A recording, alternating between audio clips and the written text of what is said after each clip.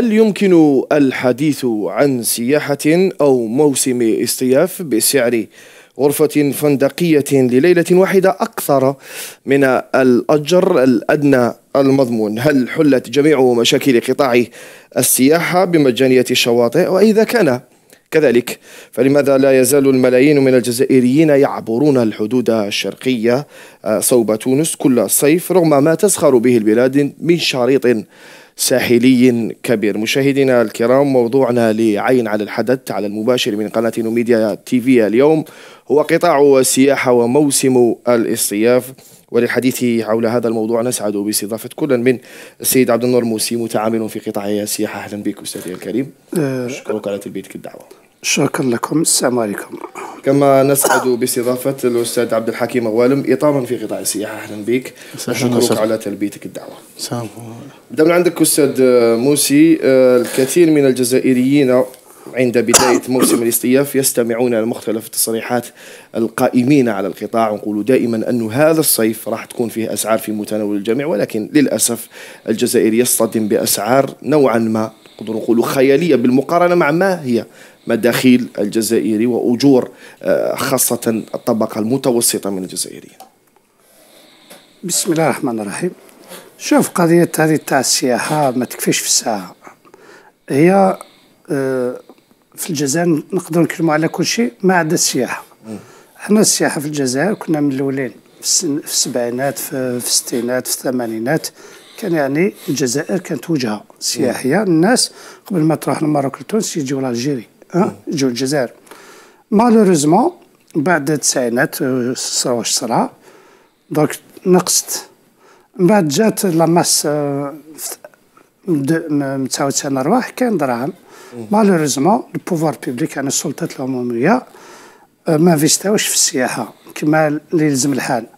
سي بور سا الناس رانا نشوفهم يروحوا ليبي لتونس، يروحوا للمروك، لأن هنا ما درنا والو. يتسمى أنا استثمرنا دراهم، ماشي استثمار، تبذير. لأن واش دار التبذير وزارة السياحة في التسعينات في العصابة اللي جازت، هو اللي وصلنا اليوم الجزائريين يروحوا لتونس كل عام. الناس تزيد تروح، لأن الناس اللي جازوا في السياحة ما كانوش يديروا في السياحة، كانوا يديروا في التهريج السياحي. يعني يقول لك احنا سنا ودرنا الو نشوفوا الناس يروحوا لتونس. شفنا العام اللي فات وين الحافلات، وين 4 سوايع باش يجوز، يعني غير مقبول.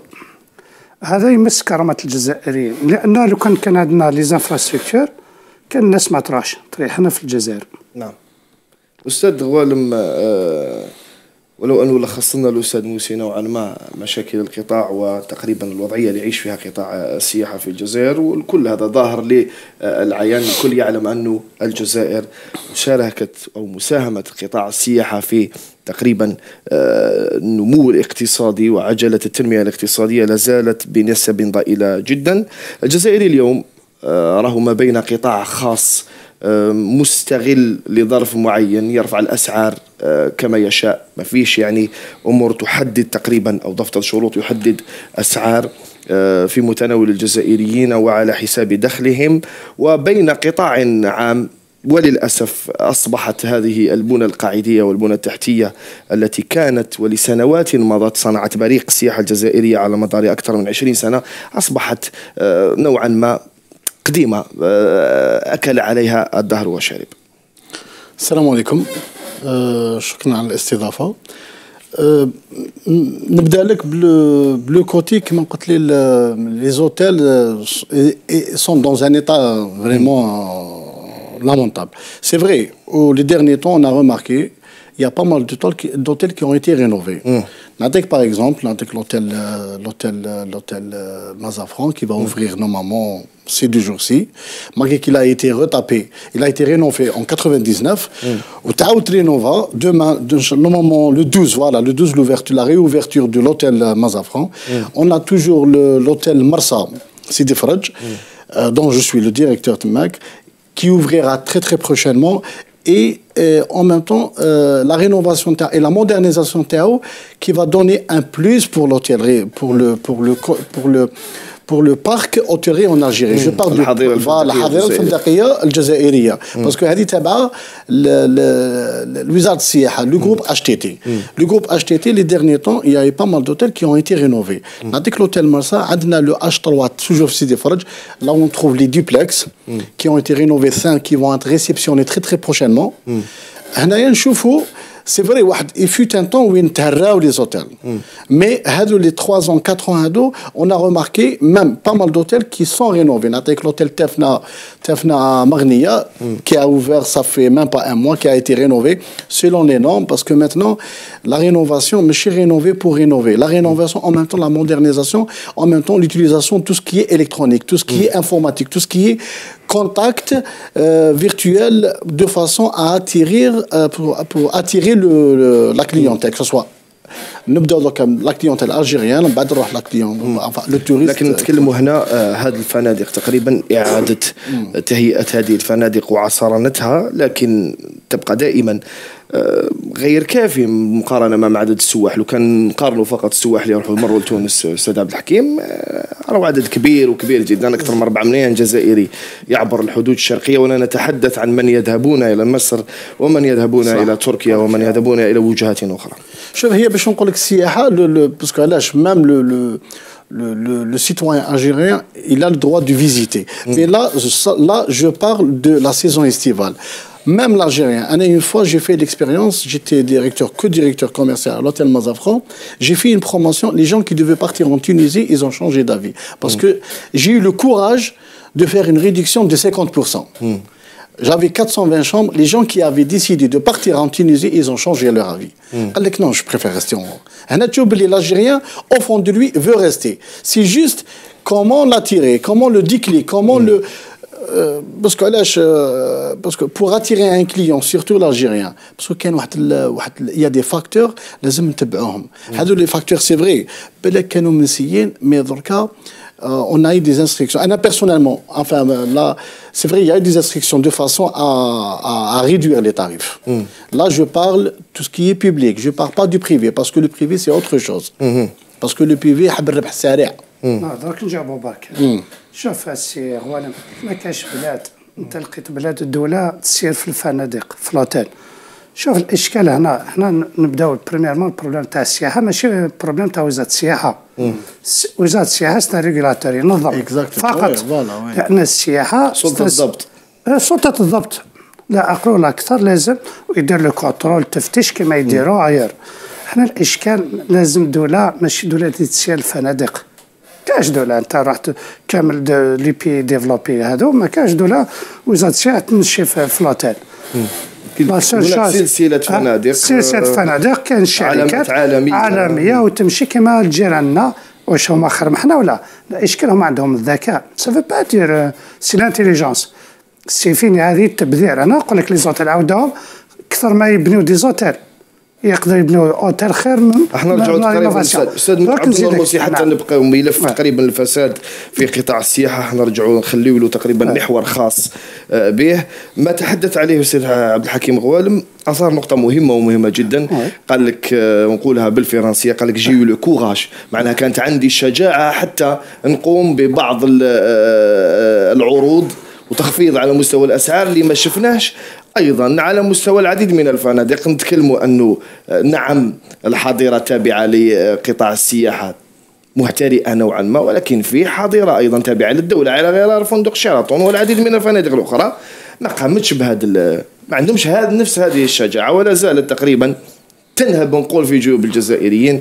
قلنا أنه حتى الدخول إلى مسبح فندق شيراتون بأسعار خيالية جدا، أكثر من 20,000 دينار لليوم الواحد.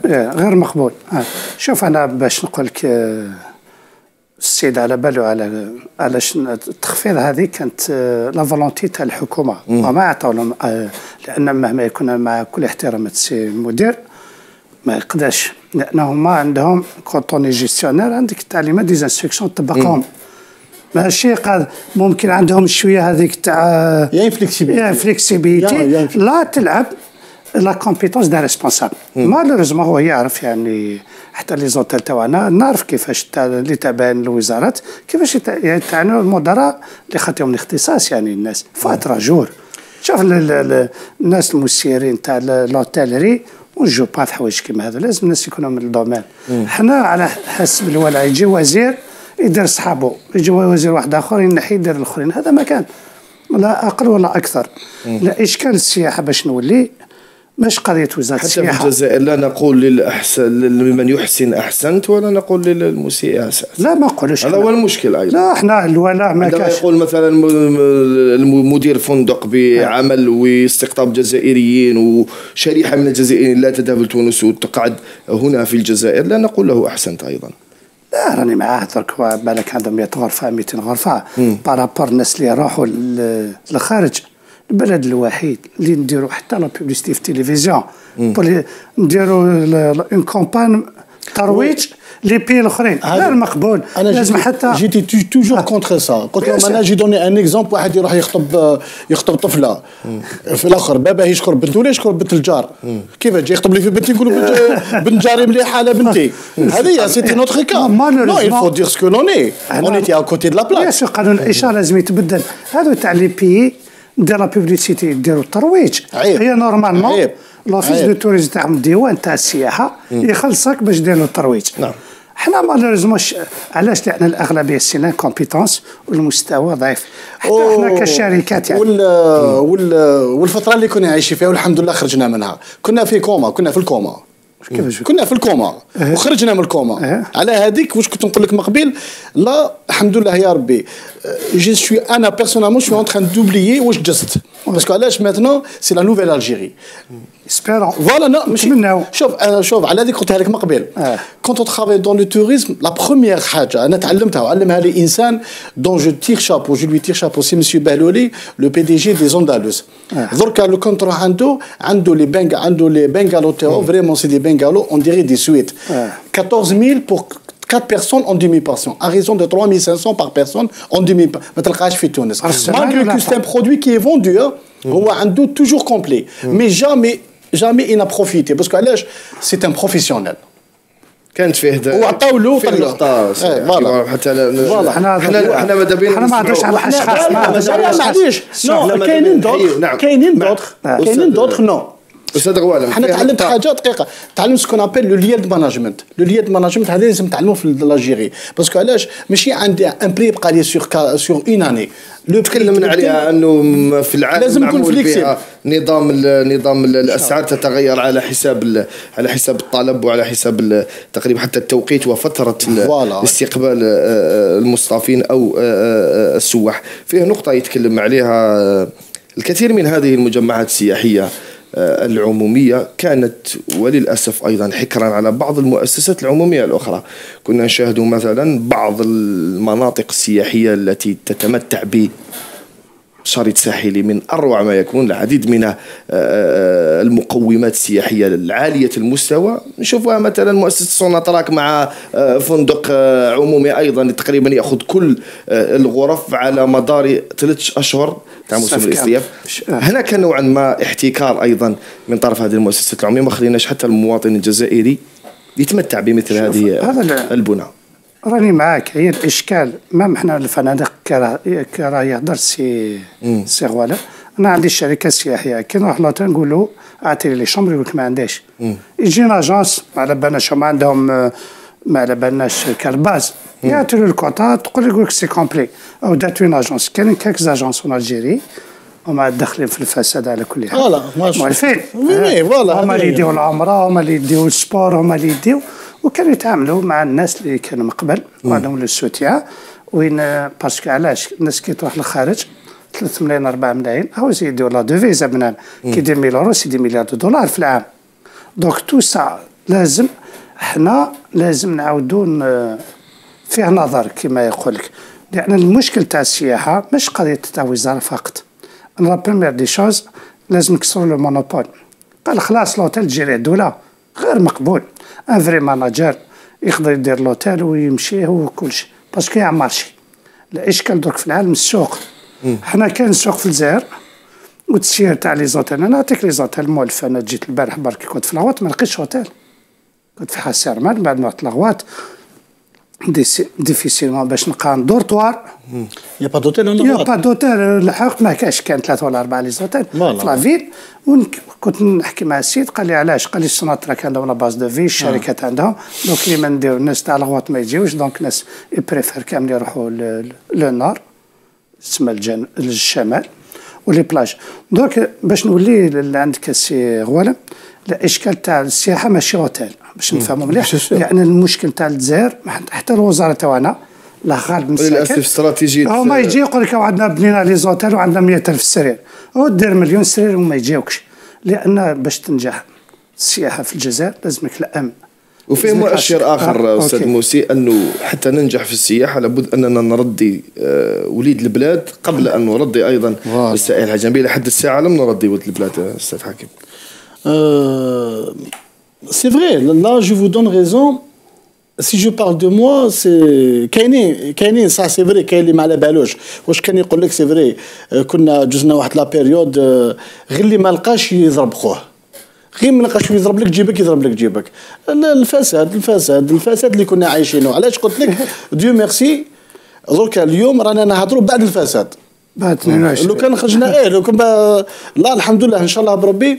À chaque fois, j'arrête pas de le dire. Qui dit un client, il demande des hajas, j'essaie toujours de le servir. Ou les batouli, des stagiaires, j'essaie toujours de les mettre à l'aise. Alors pour moi, il a حبينا نبدلوا، لا درنا الحيره كي هذه سي لا نوفيل الجيري. لازم حنايا نتغيروا في لا يغير الله بقوم حتى يغيروا بانفسهم، باسكو التوريزم ما نقول سي با دي زوتيل، التوريزم معامله. لازم نترباو كامل من لو بروميي با في المصطلح تقني خدمات سيدي يعني ما من لو بروميي با فيس كي ريسوا لو توريست في الايروبور فما كيبدا لو توريزم. Comment qu'il reçoit avec le touriste. Le douanier أبعد من السفارة. Voilà, هذه هي. Exactement. Comment أبعد من المطار. Voilà, comment تشغل promouvoir le produit algérien. C'est vrai حنايا c'est vrai خاصتنا بوليتيك. سؤال بسيط أستاذ عبد الحكيم غوالم، هل مثلا اتصلت بك سفارة جزائرية في الخارج أو ملحقة سياحية في الخارج أو جزائري أراد أن يعرف مثلا ما يقدمه الفندق اللي تشرف عليه مثلا؟ C'est mes connaissances. C'est mes connaissances, c'est mon portefeuille client qui me contacte. Dernièrement, un petit exemple, ça fait même pas 15 jours, il y avait une femme qui est venue le mois de Ramadan. C'est vrai, on a tout fait pour elle. Elle est venue pour réserver, elle est mariée avec un Allemand. Elle est venue, quand elle a réservé, le temps qu'elle décide, on était complet. Juste mon Ramadan, on avait un organisme qui a pris presque tout l'hôtel. On va qui قالت le séjour تاعها طاحنا في لا بيريود هذيك. المراه قالت لك انايا كيفاش راجلي جاي من الالمان تو صح. on a fait du gymnastique باش دبرنا لها شبره وعطينا لها et elle est restée. والله العظيم son mari c'était un allemand. قال لي sincèrement قال لي je suis ébloui de votre pays. قال لي vous avez un pays معليش ومن بعد حتى ولا سي صافي تخليني خلي لك انت تسقسي. لو كان جا الجزائري لا بلاص تاع هذاك واش تقول كومبلي؟ شكون انت؟ انا مراه جزائريه. لا Non, c'est un Algérien qui est venu. Non, non, non. C'est un Allemand. لا أنا عندي شوف الحمد لله. حتى نرجع تقريبا للموضوع فقط. لو فات كي سوا أنا يجيني ان ستاجير نعطيك ان اكزومبل. جاني ان ستاجير البارح بعثهم بوسعاده باسكو قليل باسكو كي تشوفوا قليل راح ان اوتيل 5 étoiles je cite pas le nom pour ne pas les mettre كي شافوه قليل قالوا non on peut pas vous recevoir. مش مشكل نرجع باش تشوف باللي وما كي جا عندي حطيته فوق راسي. حتى نرجع فقط للموضوع. ألا ترى أنه حان الوقت أنه مختلف الملحقات والسفاراتنا الجزائرية في الخارج أنها تشارك في هذه العملية لاستقطاب السواح، ولكن ممكن أن هذه السفارات تشارك، ولكن ما الذي تقدمه؟ وش هي المنتجات السياحية اللي تقدمها؟ شوف أنا une fois on a commencé à construire que les 5, 4 étoiles. Mais on n'a pas pensé à construire les 2, 3 étoiles. Parce que là, le tourisme maintenant, il ne cherche pas que le confort. Il ne cherche pas que 5 étoiles. Parce qu'un touriste, quand il vient, il veut découvrir le pays. Sauf un 2 étoiles, il connaît pas, avec les commodités, les houses. Et ben, il ne cherche pas le 5 étoiles. Parce que là, surtout à l'intérieur du pays. Parce que là, le tourisme, il n'est pas sur Alger, il n'est pas rien que sur Oran, il n'est pas rien que sur Constantine. Il est à Blida, il est à Moussaïa, il est à Miliana, il est à Agda, il est à Agda, il est à Agda. Parce qu'on a beaucoup de choses à vendre en Algérie. On peut recevoir, on pourra être le premier pays touristique dans le monde. On pourra l'être parce que on a le potentiel كاين. البوتنسيال كاين. وانا je l'ai dit une fois انا كي نشوف attaché militaire في l'ambassade d'Algérie في الاخر لما نلقى attaché touristique سي لو بروميير نلقى ان اتاشي معمول بها في العديد من الدول. نلقى ان اتاشي توريستيك. حتى نطرح لك سؤال تقريبا في نفس السياق.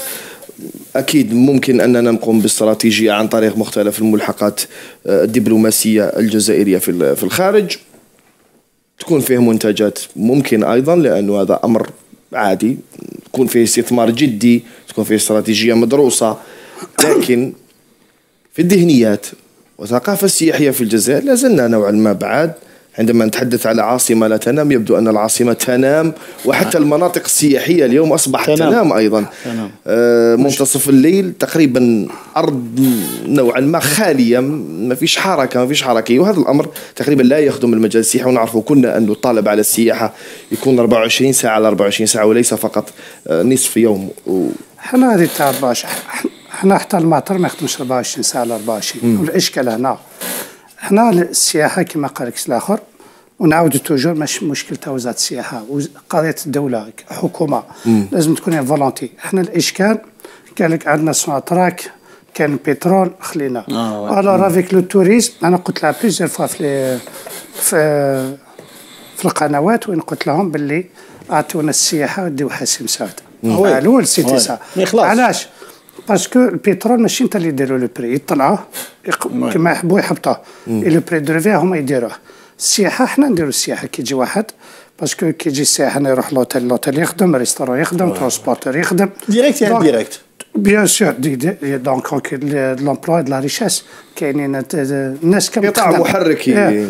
الاشكال درك حنا في السياحه ديجا لا بروميير دي شوز انا بالك يزعف السيغ ولا مولا انا ما نزعفش. انا جو بار با دو بيرسون لا تدخل لي زوبجيكتيف تاعنا نورمالمون كيما تقولتها حنا ما نديروش الحساب نكونوا الاولين وما نكلاسيو مع الناس. حنا اللي دارني نون كلاسي السواح كامل كي تقرا لي بي اللي عندهم السياح حنا ما كانش. هذه الحقيقه. جو بار دو بوتونسيال. نو خلينا البوتونسيال. الاشكال اليوم انا الجزائريين كي يجي امكانيات يعني الجزائريين ما كاش وين نروح. حنا كجزائريين ماشي خليك اللوتيل لا بلاج ما عندش وين نروح. الشواطئ وين الحكومه تقول باطل تروح السيد ثم يقول لك تخلص. هذه نتاعي ودار باراسول ويبيع كما يحب. هل ترى انه من المعقول ايضا ان نتحدث عن شاطئ مجاني حتى ولو تشرف عليه الدوله؟ ما كاش. شوف هما قضيه الدوله يتسمى يديروا السياسه كل عام او الشواطئ باطل، وكي تروح الشاطئ تلقى الناس اذا دي باراسول يقول لك بلاستيك. بغض النظر عن انك تلقى مثلا محتالين على الجزائريين ويطلبوا منهم ان يدفعوا مكانهم واستغلال المكان في هذا الشاطئ، هل ترى انه من المعقول استراتيجيا عندما نتحدث عن قطاع سياحي انه حكومه تتحدث عن مجانيه شواطئ؟ ما كاش. هذا امر غير معقول استاذ موسي. ممكن جدا انه ما تكونش المجانيه للشواطئ ولكن تكون باسعار في متناول الجميع وبخدمات في متناول الجميع ايضا. هي يخليو السوق. لماذا نتحدث فقط عن شعارات؟ يعني دائما نتكلموا ونقولوا مجانيه شواطئ هذا الصيف، مجانيه شواطئ الصيف.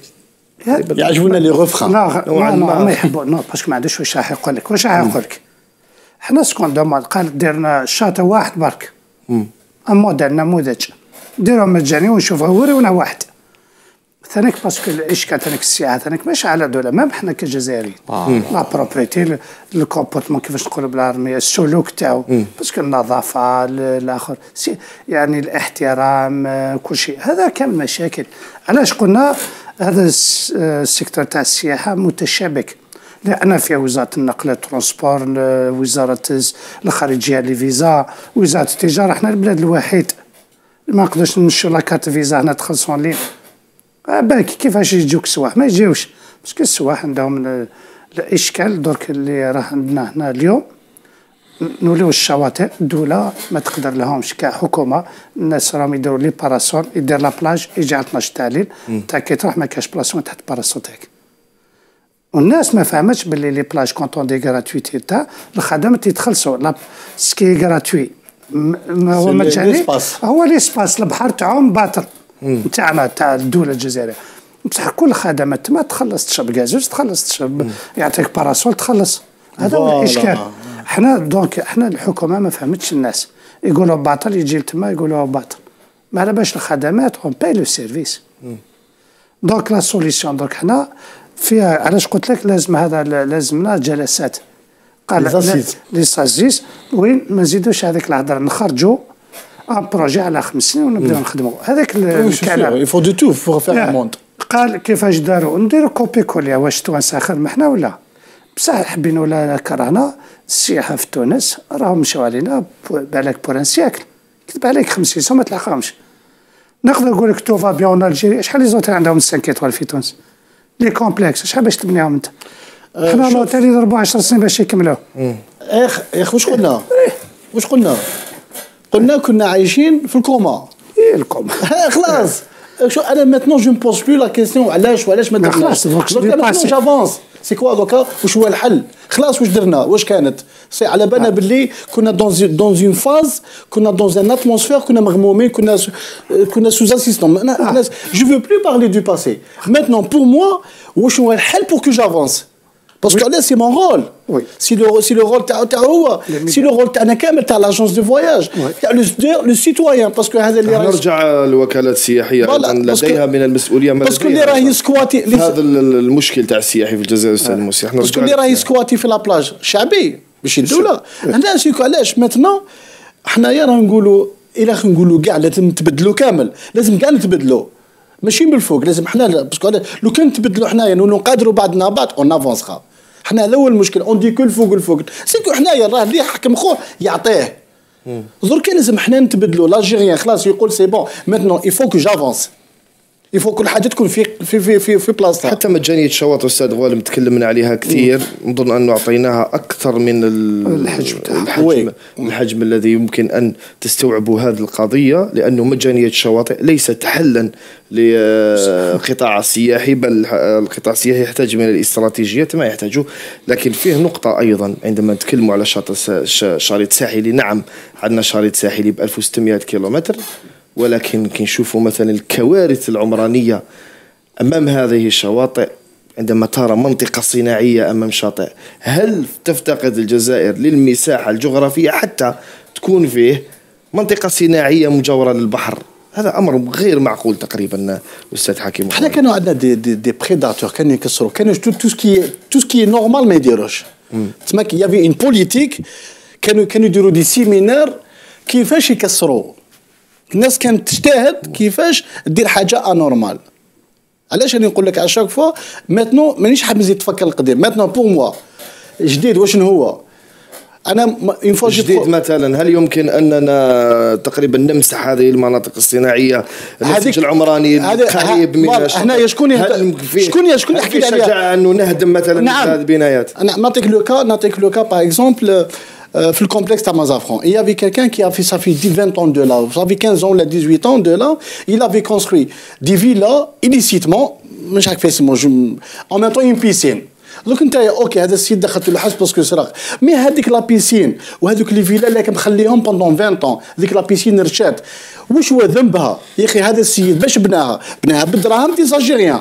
علاش انا هذيك الاخر الفيلا هذوك لي فيلا اللي راهم او بورد لا مير وديك لا بيسين اللي راهي او بورد لا مير واش ندير هو دخلته للحبس هذوك الاخرين ندخلهم للكومبلكس تاع زيغالدا ويبداو برودكتيف يفو ابسوربي. حنا كانت على ذيك انا دي فوا نبدا نقول سي بون جو في بلو بارلي واش الباسي ماتنون دوكا الحل لازم يفو جافونس باسكو خلاص. عندما تحدث استاذ عبد النور موسي على الفساد في قطاع السياحه نظن انه يحتاج حصه كامله حتى نظن مش حصة كاملة حصص حتى تقريبا حتى نتحدث على قضايا الفساد. اليوم شوفوا الكثير من المسؤولين أمام القضاء قيد التحقيق أيضا الكثير منهم أودع الحبس. هل ترى أنه بعض المسؤولين على غرار عمار غور الذي كان على رأس هذا القطاع السياحي واسمه مرتبط بالعديد من قضايا الفساد سواء كانت في قطاع الأشغال العمومية على شاكلة طريق السيار شرق غرب أو الكثير أيضا من القضايا الأخرى في وزارة النقل، هل ستكشف ملفات تكون ثقيلة وفيها أرقام كبيرة جدا في القطاع السياحي إن صح القول جرائم ضد هذا القطاع؟ أستاذ عبد النور والله أنا ما أقدرش نجاوبك على هذه. هذا على كل حال الشيء اللي ذكرته أنا ما أقدرش نذكره لأنه وزير الفساد يعني راه في كل مكان هو غير الفساد يعني حتى صورة الفساد حتى صورة الوزير لازم نحيهم هذوك. عصابة كامل عندهم كامل كيفاش نقولوا عصابة 100%. الناس هذو انا نجم ندمر ماشي هما برك، تشوفوا ولادهم شوفوا ولادهم ماشي هما السراقين وداروا واش الاستعمار ما دارش في الجزائر واش داروا هذو تاع 20 سنه باش نكونوا الصراحه. ايش كان نعطي لك واحد نتاع الفساد هذا عنده وليدو انا نشوفه يجيب لا فواتور بالسياره تاعو يمشي في سونس انتردي سونس انتردي باش حتى واحد ما يحبسو. يسمى الناس هذو طغاو التربيه نو طغاو يسمى هكذا ندير سونس انتردي وما تحبسنيش انت بالتليفون ينحو لك البيرموت 12 شهر وما تجيبوش. سي سا لو بروبليم. هادو طغاو هما ولادهم داروا نشوفوا درك العداله تديهم حتى هما ولادهم نساهم. دونك يعني هذا اللي يشكل. تشوف ناس دي فوا جو مدوموند كيفاش هادو حكمونا كانوا وزراء علينا والناس تبعنا تشوف هكذا وندير دخل عشنا عالم واحد اخر. يعني لوكازيون الحركه. اتذكر جيدا عندما كان عمار غول وزيرا للسياحه كانت استراتيجيته انذاك الاستثمار على القطاع الخاص. كانت منحت الكثير من القطاع الكثير من الفنادق حتى تقريبا منحت العديد من رجال الأعمال. هل ترى أنه سنعود إلى مثل هذه القضايا وسنكتشف مفاجآت كثيرة جدا؟ يعني هذا الملف ملف دسم نوعا ما وثقيل. أنا واش معلومات اللي عندي هما خفية أعظم. تسمى هذا واش وراونا درك مونافي الصرف برك. صح مازال يبان يعني ان شاء الله دار مام لي بوفوار بوبليك كانوا قال لي دوسي تاع الفساد عندكم واش تشوفوا. دار مام قائد الاركان امس قال لك بلي مازال نوصلوا مكافحه الفساد. يعني هذه تحسب له. يعني الناس حنا كي يديروا الناس في الحبس باسكو حنا نشاش با ان بوفوار سكو شاش الجيري يحوس لا ليبرتي تاعو يحوس الكرامه تاعو. هذا هو علاش حنا ما حبيناش الناس تروح لتونس. دونك التونسي الحق يقولوا الحياه ولي 2000 غير مقبول. يعني نتاع الحياه رجعوا غدوه كل موسم الصيف تكون في مشاكل. يعني احنا شكون شاش كرامه الجزائريين والسياحه سي سفيان ماش برك اوتيل ولا لا بلاج. هذا السياحه الصحراويه يجوك العالم كامل. احنا قضيه سياحه دينيه جبليه اون جامي ما استعملناهاش كامل. كاين امور الاستشفائيه العلاجيه ايضا. احنا شكون الكثير من الحمامات في الجزائر. في الحمامات السياحه الحمويه وين كان عندنا حمامات الاولين في العالم. يعني رزقا تاع ربي يعني باش الاخرين سي اصطناعي ارتيفيسيال. احنا كل شيء ربي عطانا كل شيء. دونك سي لوكازيون. واش قلت لك لو بوتنسيال مثلا للحلول. انت نرجع للحلول. هل آن الأوان أن نتكلم فعلا عن جلسات لقطاع السياحة حقيقية ونحبسوا تقريبا نحبسوا كل هذه المهرجة على مستوى قطاع السياحي؟ لأنه القطاع السياحي لا يسير سياسيا لأنه قطاع مؤشراته وأرقامه تكشف تقريبا مختلف الحيل واللعب تقوم بها أي سلطة ممكن أنها تريد أن تتحكم في هذا القطاع. شوف أنا الناس اللي لو كان نلقى غدوة نحي وزارة السياحة ما عندها حتى دور. ولي زوتيل هذو كامل بريفاتيزي ولا يديروا الشركات يبقى سي لا كونكورونس المنافسة خلي الناس تخدم. ما في لي زوتيل هذو كانوا مسيرين كلها فتح رأس مال الشركات وخلي الناس تخدم. لأن باش كي يكون السيد المدير تماك نفتح له رأس مال الشركة يكونوا له الشركاء يعسوه يكونتروليه وتكون لا كونكورونس مام كي يحب يسير يعطوا له لا كارت بلانش. دونك المنافسه يقدر يخدم. دونك حنا في لوتيل باغ اكزومبل نبداو في لوتيل يدير لو بري دوك غدوه ينقص له 100 دينار ولا يدوا جوستيفي. بصح كي تكون الشركات هما يكونوا وي يحبسوا لو بينيفيس بيان سور يحبسوا الربح. الربح. حنا شكون دوموند هادو كامل الفنادق هذه تاع ليطا يتروحوا يفو بريفاتيزي. اوريزمون ما راحوش في لا بيريود اللي جات. دوك نداو لا اوريزمون كيما حنايا لوتيل الرياض لوتيل الرياض كي اسمح لي درك فتح راس مال بآليات اقتصاديه معناها تكون فيه مساهمه تكون فيه اسهم مثلا البورصه. لما لا حنا لوتيل الرياض تبد محاباه لليباني بان باش تريكوبيرا مازالوا هذو اللي ليباني شادين باش ريكوبيرات الدوله مازالوا شادين اللي ليباني. ايلتون نفس الشيء. مازالوا ايلتون حتى الاخر ما إلا غيان فيه جا هذا اللي كان حاكم. هل ترى استاذ عبد الحكيم مثلا في نفس السياق حتى نبقاو في الموضوع، هل ترى انه ناقوس الخطر والكارثه العظمى تقريبا عشناها قبل موسم الاصطياف في القطاع السياحي عندما كانت بعض الإعلانات التي فاجأت الجزائريين؟ مثلا فندق على شاكلة الأوراسي 12 زبون فقط في فندق مثل الأوراسي. هل ترى أنه لابد أن نمر إلى الجانب العملي وتقريبا ننتهي من سياسة التصريحات والإعلانات والكلام فقط. لأنه نظن أنه حتى فندق الأوراسي تم إعادة تهيئته بملايير الممليرة. هل لابد أننا نمر إلى جلسات للسياحة تشرك الجميع، كل من لديه فكرة صغيرة، حتى تقريبا نخرج إلى بر الأمان وتكون لدينا سياحة أولا تستقطب السائح الجزائري ثم يكون فيه الأجنبي إن شاء الله مرحبا به. أنا جي بروبوزي سي فري لازم لي زاسيز صافي شنو ماشي شعارات، لي زاسيز وين اللي يكونوا اللي قلبهم حي. راح يدير اسيز دون ماشي راح باش يجوز يومين في لوتيل او رايح يقول كان يبات في الكولوار. ليسونسيال il veut transmettre une idée.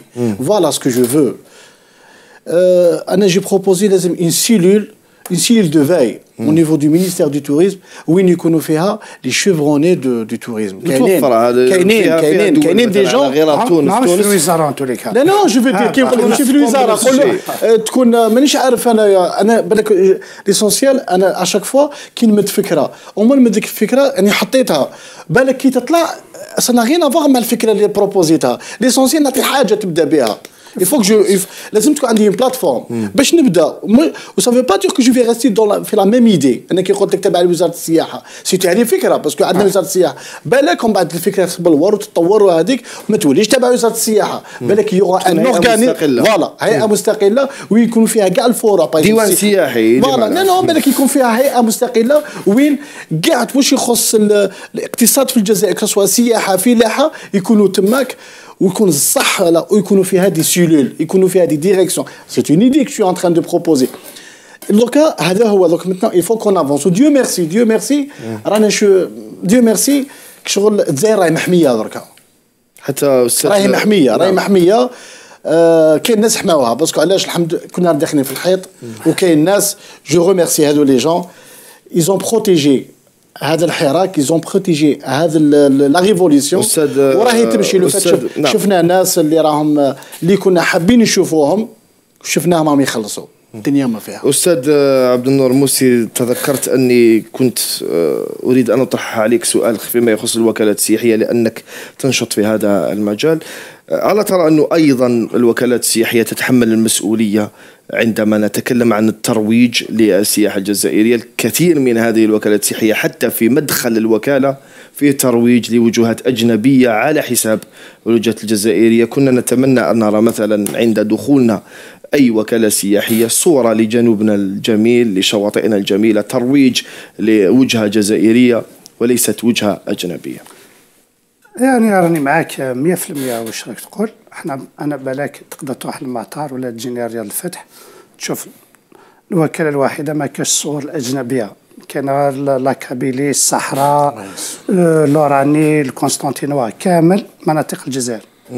أنا بكري ما نديش داير احنا نديرو لو توريزم لوكال يعني احنا نيساي توجور مالوريزمون كاينين دي ديريكتور دوتيل كونت اون دوموند تاع لا سيزون استيفال يقول لك سي كومبلي يتعاملوا عندهم صحابهم اللي يديروا معاهم. هذه قبل 22 فيفري ابري 22 فيفري سي كومبلي بور المومون دونك نستناو العام الجاي بالك يورا نو سي با والسياحه ثاني كون دوموند احنا لازم مام الدوله تدخل. هذو الناس تروح للترك الناس تروح للاخر لتونس لازم الدوله تدخل باسكو لي زاجونس دو فواياج هادو نورمالمون واش تدي واش تجيب. انا واش راني نشوف قال تدي 100,000 الحج لازم تدخل 100,000 لهنا. مالوريزمون الاغلبيه تاع لي زاجونس دو فواياج هما اللي عندهم الولاء اللي عندهم عند الشركات. حتى القوانين والتشريعات ودفاتر الشروط شجعت على مثل شجعت لان العصابات دارت كايت شارج المقاس تاعهم.